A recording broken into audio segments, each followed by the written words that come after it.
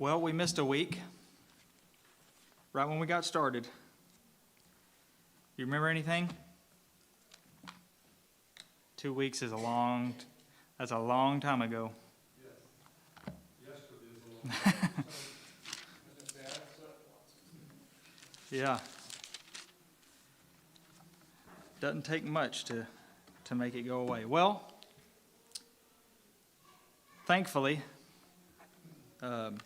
we can recap a little bit. Actually, we don't really need to recap that. But we started chapter 4, which is the beginning of the first cycle from our 7 cycles. Did you check the camera or anything? Make sure I look beautiful and... Okay, that'll work. Don't want to get greedy. No. The camera doesn't like that very much. The screen shouldn't be on there at all. Unless it got zoomed out. The brightness of the screen really messes with that camera. So, the first cycle, which goes through the first, well, not the first 4 chapters, but the first 5 chapters of visions, I guess you could say. And the ones we looked at briefly, we went through the whole chapter, but we didn't really get through the breaking down of the chapter all the way through anyway. We stopped at the 4 living creatures. But we have to remember that the Christians were under heavy persecution in the first century at this time, primarily from Rome. They were in desperate need of comfort and encouragement.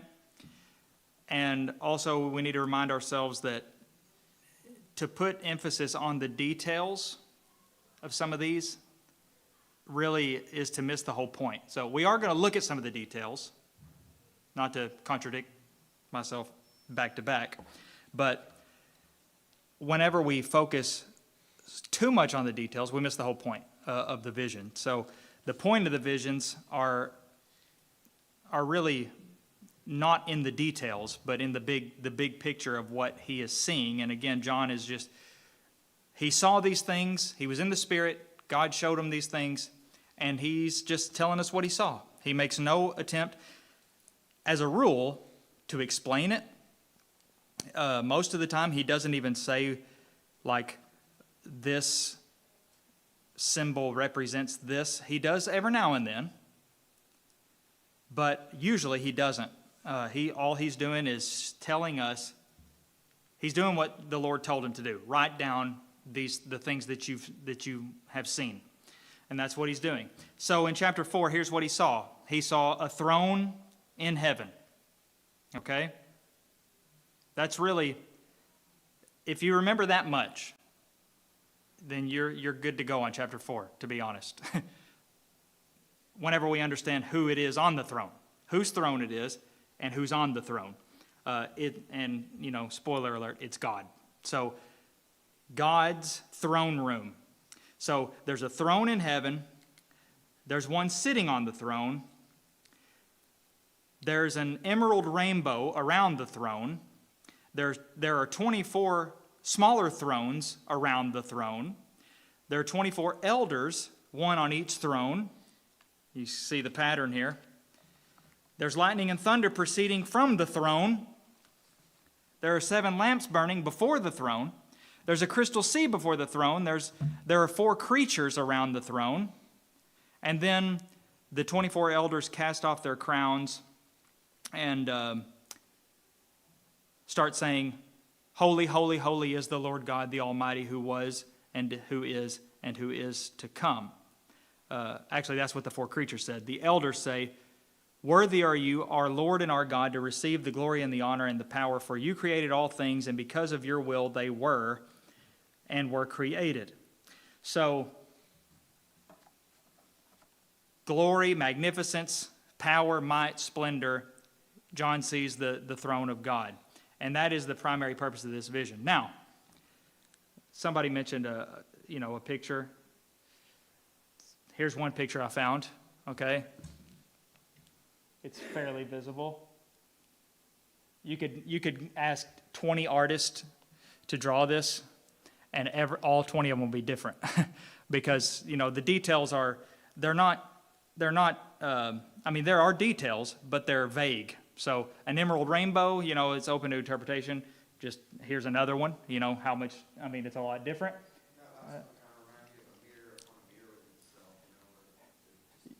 Yeah, it's kind of trippy. Yeah. Which, a lot of these are kind of trippy. That is the nature of some of these visions. For instance, the 20 or the 4 living creatures. By the way, let me just get through this because I think we looked at this. We can't miss how deeply rooted in the Old Testament some of these things are, because the first century Christians would have been familiar with, or John relayed these things in language that they would have been familiar with. So we can point out, we'll point out some just to sort of instill it into our minds. We won't look at every single one. But for instance, Isaiah 6 is almost impossible to not connect with this because of how similar it is. Up to the, what is being said around that throne that Isaiah saw, which was holy, holy, holy is Jehovah of hosts, and his reaction was, woe is me, for I'm lost. I'm a man of unclean lips, and I dwell in the midst of a people of unclean lips, for my eyes have seen the King, Jehovah of hosts. That's what John's going through right now. He's seeing the same thing. Okay? Now, the 4 creatures, anybody's version say something besides creatures or creature? Well, I guess creatures in verse 6. Well, let me just go ahead and say it. Some might say beasts. Beings, okay. Beasts is not a good translation because what do you think of when you think of a beast? Okay, an animal, and probably a certain kind of animal, don't you? It kind of has the connotation of, vicious or otherwise dangerous, maybe.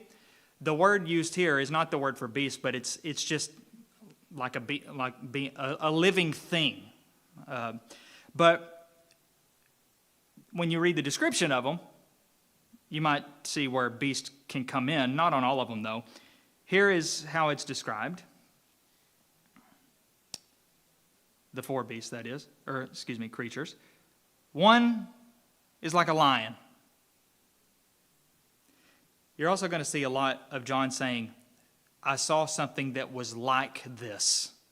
Doesn't say it was that, but something like it. I think he even says that about the sea of glass that we talked about. Some versions might have like in there. The ESV says as it were, which is a fancy way of saying something like. Yeah, it's in other words, he didn't see. This isn't actually what he's not seeing anything literal. He's trying to assimilate to be able to properly. Yeah, it's almost like he doesn't really know what some of this stuff is, but it's kind of like this. It kind of looked like this. Well, these 4 creatures, 4 living creatures, one was like a lion. The second one was like an ox. The third was like, the third had the face of a man. And the 4th was like an eagle in flight. So, 4, okay? You got the lion, you got ox. Where am I here?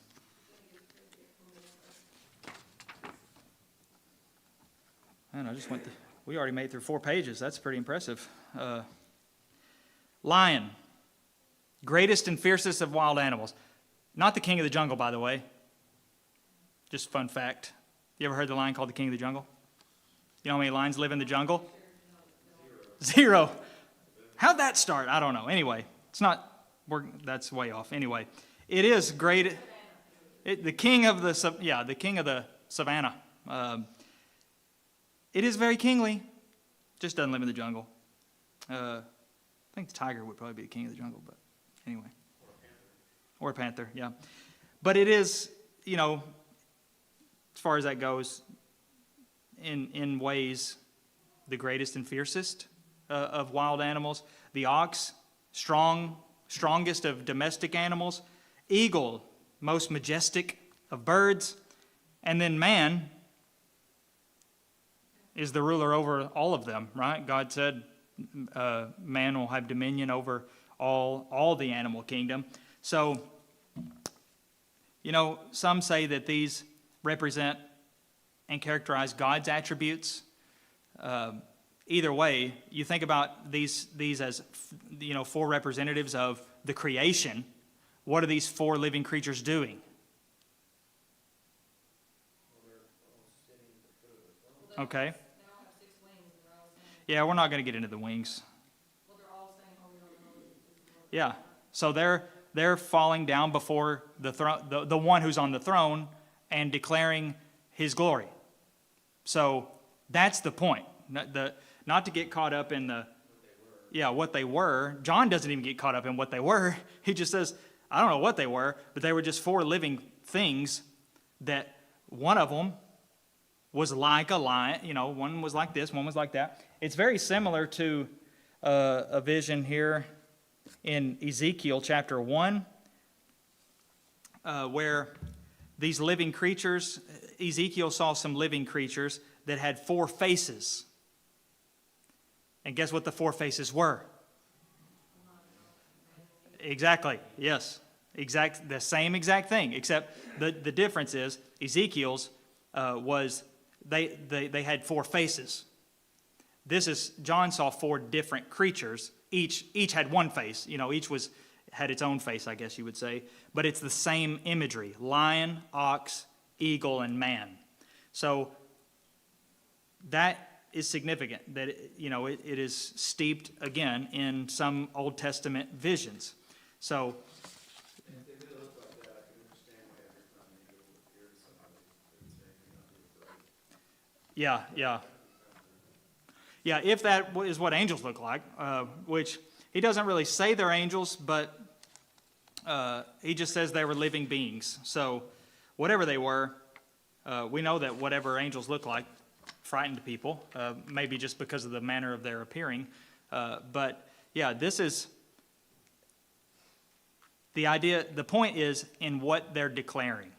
Holy, holy, holy is the Lord God Almighty, who was and is to come. Worthy are you. Again, we could do the same thing with, who are the 24 elders? What do they represent? And of course, speculation is through the roof. Were they this? Were they that? We could just come up with any number of things. I'll tell you some examples. Are they the major and minor prophets? That's what one man said, an very old man. Are they the elders of the church of Jerusalem?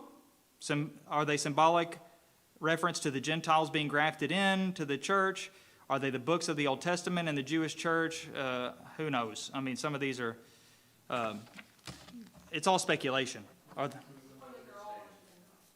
Yeah, the point is what they're doing. Who they are, they're not anybody as far as we know. It's just a vision, remember? John is not trying to suggest that this is actually what we would see if we went to heaven right this second and took a field trip, that's what we would see. I think that's another misconception of some of these visions in Revelation. The point is, the throne of God is still there. God is in control, and he is worthy to receive glory and honor and power, no matter what's going on, even if imperial Rome comes down and tries to destroy us. He is still God, and we need to remember that. And that's really the point of this first vision. The crowns, though, one final thing that we will that I think is significant and worthy of mentioning. It says that they fell down, or excuse me, where's the verse here?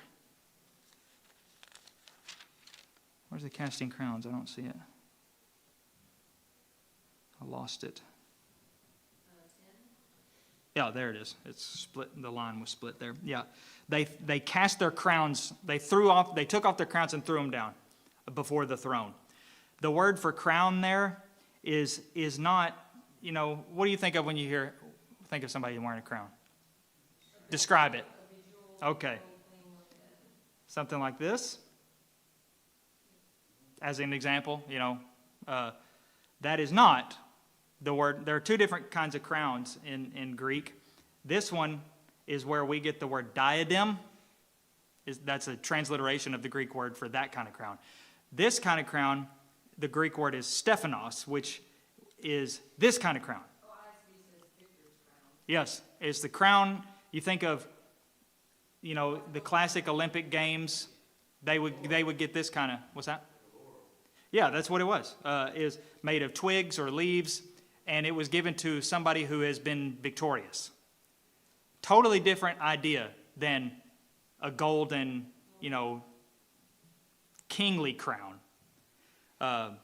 This is a victor's crown, which is a huge theme of Revelation, victory.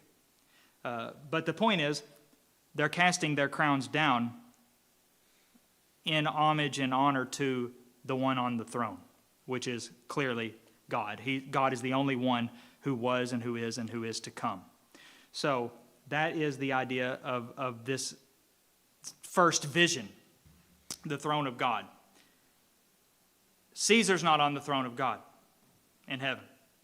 God is. And Christians need to remember that, especially maybe whenever they're in great distress from persecutors. Now, chapter 5 this is all still the same vision. Notice how chapter 5 begins. Then I saw, but he also says, in the right hand of him who was seated on the throne. So the scene hasn't changed. It just moves on to another aspect of it. So, what's that? Yeah, the focus has changed. Something else is happening. The scene is changing only to the extent that something else is happening now. But the scenery is the same. Still in the throne room of God in heaven. And he looks, and on the one who is on the throne, in his right hand is a scroll. It's got writing all over it. And it's sealed with 7 seals. Why 7? Okay, there you go. 7 is a complete number, is maybe a perfect number. I don't have my chart here in front of me, but it's completely, thoroughly sealed. See how people already can get lost in the details, and maybe that's 7 years, right? It represents it? No. Getting lost in the details. So, John sees, he notices a scroll. Verse 2 says, I saw a mighty angel proclaiming with a loud voice, who is worthy to open the scroll and break its seals? And no one in heaven or on earth or under the earth was able to open the scroll or to look into it. And I began to weep loudly, because no one was found worthy to open the scroll or to look into it.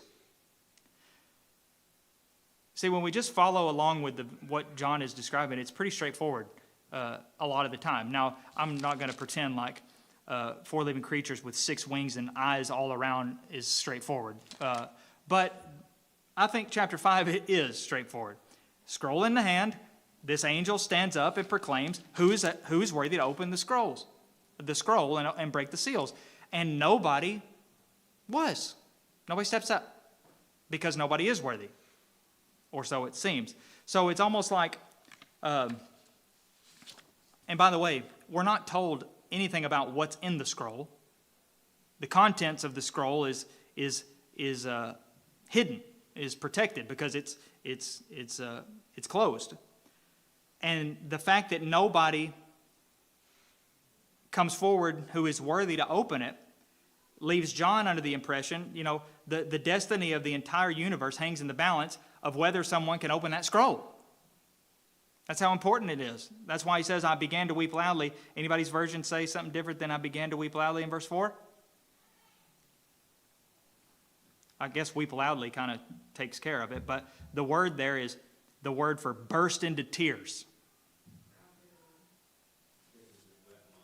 wept much, okay, cried bitterly. It's the same word that is used of Peter when Jesus looked at him, when he saw, they made eye contact. Luke says they made eye contact after he denied him 3 times. Same word that is used of Jesus when he saw Jerusalem during his triumphal entry and he rounds the corner on the mountain. He sees Jerusalem. It says he burst into tears. That's that same Greek word. So John bursts into tears.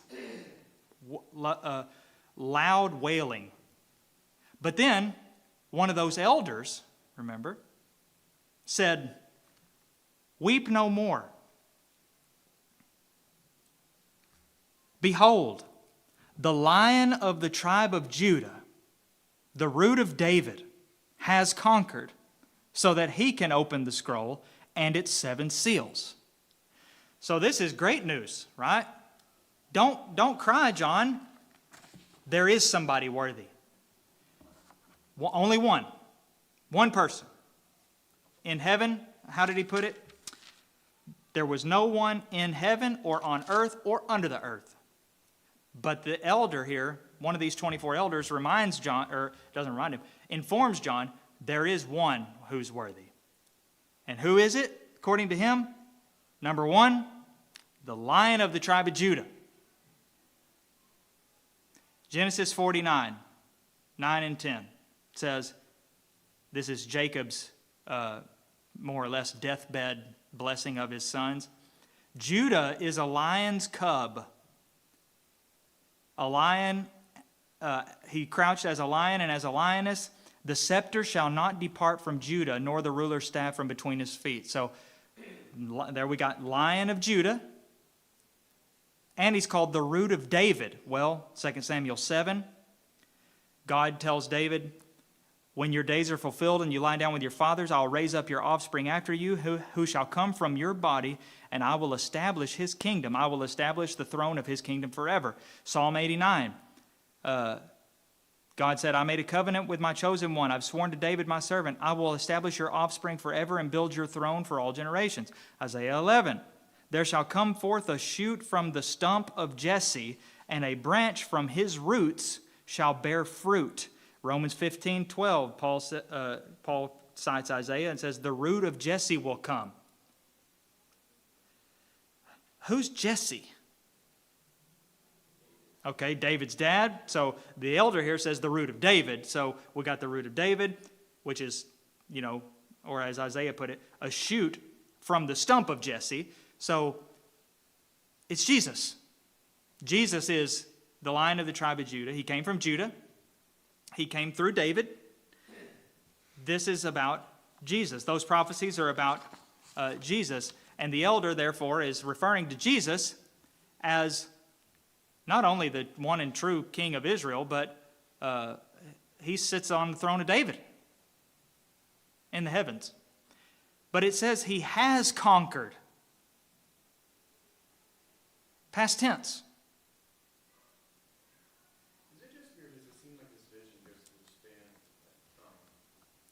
Well, it just sort of, some of them might. I don't think it's not yet. No, I meant just like before David brought the line of Judah, the line of the tribe of Judah. It was almost like that's how it was before. Okay, yeah. Conquered, and then it says, yeah. No more, behold, the line of Judah, the tribe of Judah, the root of David was conquered, so that he can open the scroll and 7 seals. Yeah. It almost seems like this vision is seeing what it was like before Jesus came, and then here Jesus is, as this is already conquered. He's already there. Sort of. It could be, yeah. Like, whether that's what he means or not, it's like, this is what it was like, for a long time, the Lion of Judah hadn't come. Now he has. But it gets more interesting here. So,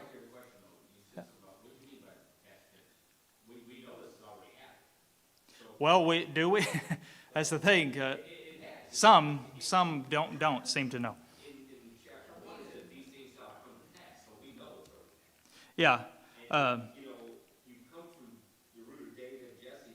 That's past already. That's happened. Christ has already come, and he is coming again, though. He's Yeah. come again. Yeah. But it's like if you really just think about it, and like they're doing this, find the Yeah. rather than these other celestial. Yeah, just because, the point here, the thing that we need to see from it is easy to see. Jesus. Right. I mean, it's so simple. What's the conquering referred to? Well, I think we can piece it together pretty easily once we dive into verse 6. But even if it was a reference to, his second coming, and John is just seeing the vision as something, like we move forward in time to when, the second coming happens, it still doesn't, it changes nothing because the idea is still the same, victory in Jesus. So the elder says the Lion of the tribe of Judah has conquered so that he can open the scroll. So then John looks up, and guess what he sees? And I'll give you a hint. It ain't a lion. It's a lamb. Where'd that come from? That's little. He said it was a lion. It's the Lion of the tribe of Judah. And he looks up, and it's almost what you might call the polar opposite of a lion. It's a lamb. And it's not just a lamb. What's it doing? It's standing. Okay, well, lambs stand all the time, don't they? You got 4 legs, should be pretty easy. I don't think that's what it means here. I think the idea is standing like we stand. But at any rate, the most significant detail is the next phrase, as though it had been slain. So there's a lamb standing there. It's clearly alive because it's standing there, and the elder just said it's the one who's able to open the scroll and to look in it. So it's a lamb that's alive, but it's standing there as though it had been slain. And some have pointed out the language there suggests recently, like it's just been slain. It's kind of a gory picture because what do you think? Blood, lots of blood. I've never witnessed a slaughter myself, but I can imagine at first there's lots of blood, especially depending on how large the animal is. But so it's almost like what we're seeing here is a glimpse into heaven the moment Jesus gave up the ghost from the cross, or you could say maybe when he ascended into heaven, but at least it's almost like a little spiritual picture, of a symbolic picture of Jesus fresh off the cross, because he sees a lamb as though it's just been slain, recently been slain. And it has 7 horns and 7 eyes. Yeah. Which, here's one of these instances where John gives us a little bit of a meaning, although it's not overly helpful to us, to be honest. Which are the 7 spirits of God sent out into all the earth? That, to me, really just opens up more questions than answers, to be honest, from where we sit. But at any rate, again, we can't get lost in the details. What we see is Jesus. He is the only one able. If we don't know what this means, it goes ahead and tells us. Again, verse 9. Well, we'll just read the in-between verses. He went and took the scroll from the right hand of him who was seated on the throne. So we got the Lamb goes up to Jehovah God, takes the scroll. And when he had taken the scroll, the 4 living creatures and the 24 elders fell down before the Lamb, each holding a harp and golden bowls full of incense, which are the prayers of the saints. There he goes again. That one's a little bit easier to understand the picture, especially based on Old Testament. The incense goes up, and it's an aroma to God. John sort of interprets that. The prayers of Christians rise up to God like incense, like the aroma of incense. And they sang a new song. And here's how it went. Worthy are you,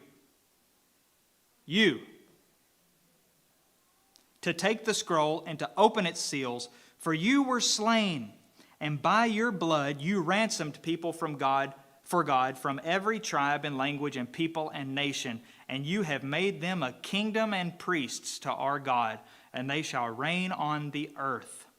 Then I looked, and I heard around the throne and the living creatures and the elders the voice of many angels, numbering myriads of myriads and thousands of thousands, saying with a loud voice, Worthy is the Lamb who was slain to receive power and wealth and wisdom and might and honor and glory and blessing. Very similar to chapter 4, right? And I heard every creature in heaven and on earth and under the earth and in the sea and all that is in them, saying, To him who sits on the throne and to the Lamb be blessing and honor and glory and might forever and ever. And the four living creatures said, Amen. And the elders fell down and worshipped. So there it is. That's the point. First, we saw the glory and majesty of God God in general, for lack of a better word, the Godhead on the throne. Now we see a little bit different of a pivot. We see Jesus, who is the worthy one, specifically and mostly because, in this vision, there are many reasons why Jesus is the worthy one, but specific to this is because of his sacrifice on the cross. It's presented as what makes him worthy to open this scroll and to look in it. And here's the thing, this isn't just a dead-end vision. The rest of this first cycle is these seals, or at least the next part that we're going to look at. These 7 seals are going to be opened. That's the thing. So, the Lamb is worthy to open. And he's not just worthy to open the scroll and to look in it, he's going to. Don't you want to know what's in there?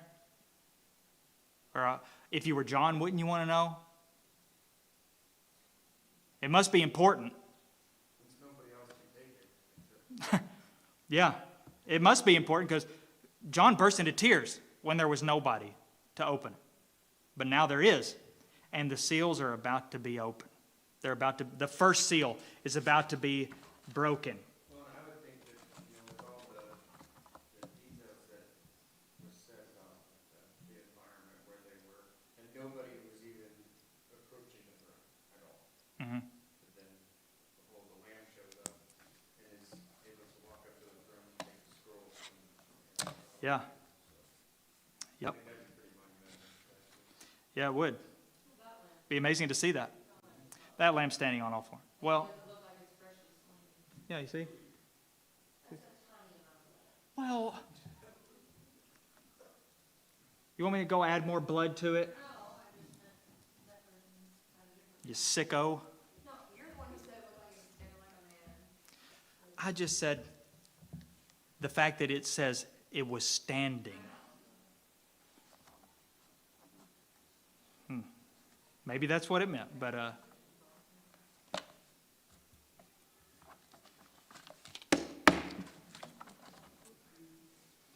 okay. Anybody else want to mouth off?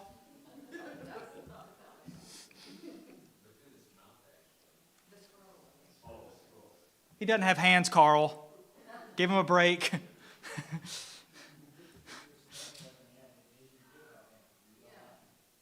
This is not inspired, okay? This is just a picture I found. I was just kidding. I'm just got to take a joke. Okay, so now the first seal is about to be broken. With chapter 6, all the nonsense starts, depending on what books you start reading. There's not a whole lot that you can throw into chapters 4 and 5 as far as this epic timeline. Remember that picture of that chart of the supposed timeline of Daniel 9 and how there was so much all over you couldn't even read it because it was that was so jam-packed that, I mean, the font was like half that size, if maybe even smaller. Well, let me just read you this. According to Daniel 9:27, 7 years are assigned to Israel in God's prophetic calendar, beginning with the signing of an agreement with the world dictator, the Antichrist, and ending with Christ's return to earth and to judge evil and establish his kingdom. By referring to John's outline in Revelation 1, this quote supposedly said, this is all wrong, by the way, you will see that his description is in 3 parts. Number 1, the first 3.5 years. Number 2, the events at the middle of the period. And number 3, the last 3.5 years. These chapters describe the cosmic conflict between God and Satan, the New Jerusalem and Babylon. And he goes on to say, in every era of its history, the church has had to contend with Babylon. Now, it's almost hitting on the truth here, but here's what it says. Revelation 6 through 19 is merely the climax of that conflict. And in Revelation 6 and 7, John characterized the opening days of the tribulation. There's a couple things to observe here very quickly. Number 1, they don't even provide a pretended attempt to give any scriptural justification for those claims. Number 2, the very concept of God's prophetic end times calendar is directly contrary to the explicit words of inspired men, including Jesus himself. Matthew 24:36, but concerning that day and hour, no one knows. Not even the Son, but the Father only. In other words, there will be no signs leading up to it. Matthew 24:42, stay awake, for you don't know on what day your Lord is coming. Verse 44, you also must be ready, for the Son of Man is coming at an hour you do not expect. Verse 50, he will come on a day when he does not expect him, and at an hour he does not know. 1 Thessalonians 5:2 and 4, for you yourselves are fully aware that the day of the Lord will come like a thief in the night. Remember we talked about that in 1 Thessalonians? What does it mean to come like a thief in the night? What does a thief not do? Doesn't call you up beforehand and say, hey, I'm coming. I'll be there in an hour. For that day to surprise you like a thief. 2 Peter 3:10, the day of the Lord will come like a thief. So that's 1, 2, 3, 4, 5, 6 New Testament passages, 4 of which are from the lips of Jesus himself, who said, there will not be any hint, sign, or other indicator of when I'm coming. So the whole idea of a prophetic end times calendar is to say that Jesus was lying, Paul was lying, Peter was lying.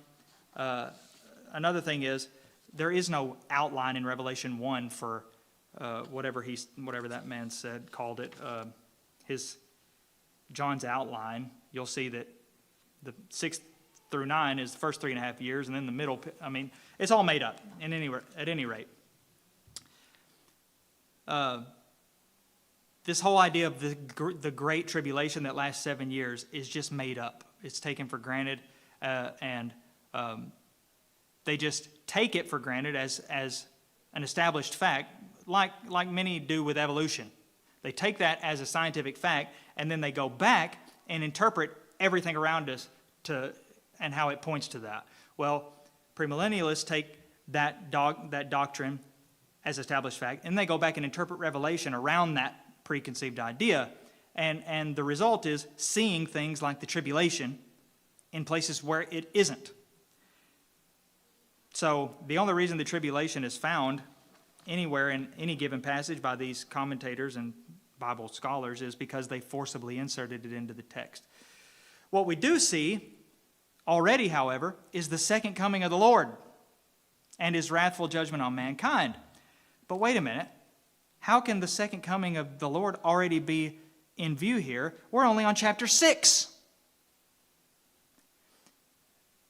If this is supposed to be some sort of prophetic calendar, why are we already at the Lord's second coming in chapter 6? We have 16 more to go as far as, a certain portion of the visions are concerned. I guess 16 more to go. Yeah, that takes you to the end of the book, actually. Well, here's the thing. Remember, we need to think about Revelation as a movie. Think of it as a movie, those 7 cycles. Revelation is not a 7-part chronological series of one grand progressive saga, okay? What it is 7 different versions of the same story. That's why in chapter 6, we're already seeing the Lord's second coming. Because once we get through this chapter 8, through chapter 7, chapter 8, verse 1, I guess technically, it's going to start over again. So, the 7 seals are about to be opened. Wait a minute, that's a duplicate.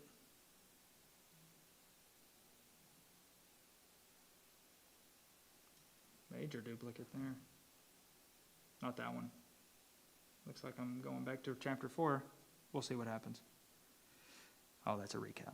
Okay, so here's chapter 6. We're gonna get it started at least. Now I watched when the Lamb opened one of the 7 seals. See, it's again, hasn't changed yet. Same scenery. The Lamb now opens the first seal.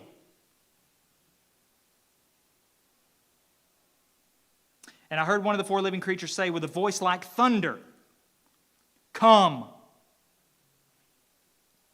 You ever heard somebody speak with a voice like thunder? I haven't. I've heard people that have loud voices. Didn't sound like thunder.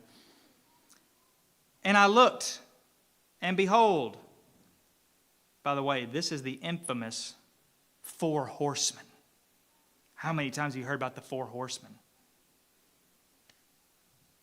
It's like mythical, legendary lore at this point. There are songs about it and all kinds of stuff. Anyway, John looks up and he sees what? Still awake?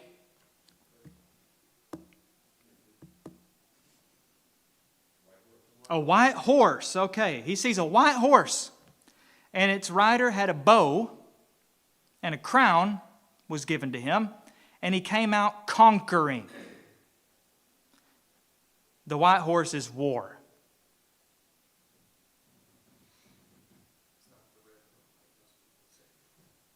Yeah, I guess there is some interchangeability to an extent. To our minds, or at least to my mind, some of these have maybe not interchangeability, but crossover, as we'll see. So, white horse, a man with a bow, okay, and he goes out to conquer. So war, conquering. Then he opened the second seal, and the second living creature said, "Come." It's the come is obviously to the first come was to the horseman. Come on out. He's sending them out, so to speak. Again, just a vision. Second, came out, bright red horse. Yes, I know that's not bright red or whatever. Okay. Okay, fiery red. Ferrari red. How about that? Its rider was permitted to take peace from the earth. Sounds like war. You're right. So that people should slay one another. Now, there's just people killing each other. So there's, I guess, the distinction from the first. The first was one out going to conquer. This one is just people killing each other. Just people. So slaughter might be a good word for that. Then the third seal was open, and the third living creature said, "Come." Black horse comes out. And its rider had a pair of scales in his hand. Now, you think about a pair of scales and you think, justice? But that's not the only thing scales are used for.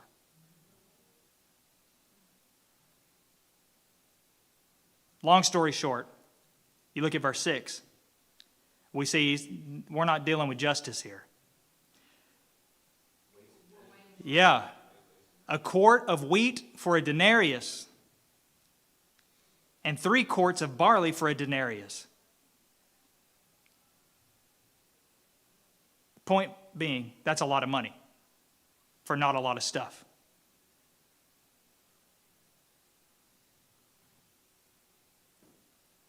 What kind of time? I know the answer's already on the screen. Popped up. What kind of conditions would a quart of wheat be going for denarius? Yeah. Yeah, inflation, yeah.